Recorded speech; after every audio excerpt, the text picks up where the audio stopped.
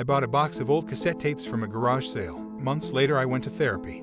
Fuck it, I have to know. I put the cassette into my Walkman and took a deep breath. I hit the play button hard, almost expecting it to send a shockwave of pain radiating through my arm. After listening to the initial static, I heard a new sequence of horrifying audio. Where am I? Is anybody there? I can't see anything. Hello? Where the fuck am I? Somebody help me. Help me, please. Then I heard the footsteps again as the door creaked open as it had on the previous tape. Slowly I could hear the drone of music slowly crescendo into my headphones. Look at me, I'm as helpless as a kitten up a tree. And I feel like I'm clinging to a cloud I can't understand. I get misty just holding your hand. The rest of the tape was a carbon copy of the first one I had heard. The only difference was that the screams and painfully agonizing pleas for mercy were coming from a different woman. I had listened to the final moments of someone's life yet again. The worst part of it all was that it wasn't the last time I would have this experience. In the months after listening to those first tapes, I had found more intermixed into the box of horror I had apparently become the owner of. J. Long 1989, K. Daniels 1992, M. Hathaway 1983, S. King 1990. I listened to every tape.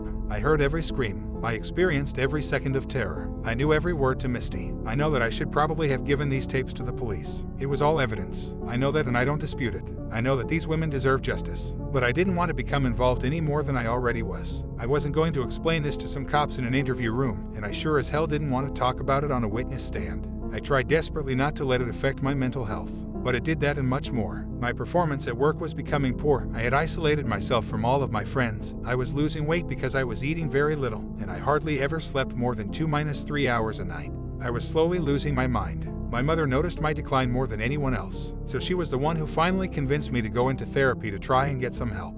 I took a personal day off from work and scheduled an afternoon appointment on a Wednesday. I knew I desperately needed help to get better. I didn't want to continue to feel the way I was feeling. So having someone to talk to would be a welcome change. That Wednesday came and I got to the counseling center in the early afternoon and waited about 15 minutes. Down the hallway of the building, a door opened and a younger woman exited out of it, followed by who I assumed was going to be my therapist. A middle-aged man, wearing khakis and a button-down plaid shirt. His salt and pepper hair was combed over to the side and he smiled at me as he approached the waiting area. "You must be Sabrina. I apologize for the delay. Come on back, please." I followed him back through the hallway and into the room he had just left moments before. The walls were painted in a teal color, a large shelf full of books was next to the door, and there were several comfortable chairs placed throughout the room. I took a seat in a leather armchair. I was nervous, so as I usually do, I tried to make light conversation. I don't do this much. I'm not very good at talking about myself. But I'm sure you've heard that before, haven't you? The man who had just become my new therapist looked at me over a pair of reading glasses he had slid down the bridge of his nose and gave a sort of half smile. When you've been a therapist for as long as I have, you've heard a lot of things. But sure, I have certainly heard that before. It's a pretty normal sentiment. Most people, including myself, don't like exploring their own personal feelings or issues, especially not with other people.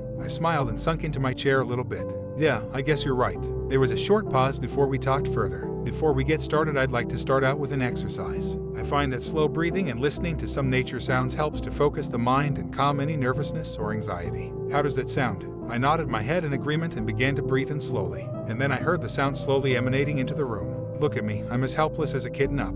Then just as suddenly as the song had started, it stopped. I froze into place and felt my heart leap into my chest as it began to beat furiously. The room felt as if it were slowly starting to shrink in on all sides towards where I was sitting. I could feel the color draining from my face. I am so sorry. I must have had my playlist queued up on my phone. Let me see if I can find the nature sounds on this stupid thing. His voice almost sounded like a distant echo, pulsing and reverberating towards me. Sabrina, are okay? I slowly turned my head and looked at him. He had piercing gray eyes and a slight look of concern on his face. I didn't know what to say or do. I could barely even move a muscle in my body. You know what? It's fine. Let's forget the nature sounds for a minute. I have a consent to treat form and some releases for you to sign. He slid the papers across a coffee table that was separating us, and I looked down and felt an icy chill surging up my spine as I read the top half of the first form. For office use only. Patient, S. Higgins. Dob, 21096. Intake date, 5/10/17. Referral source, self-made appointment. S. Higgins. I instantly recognized the handwriting.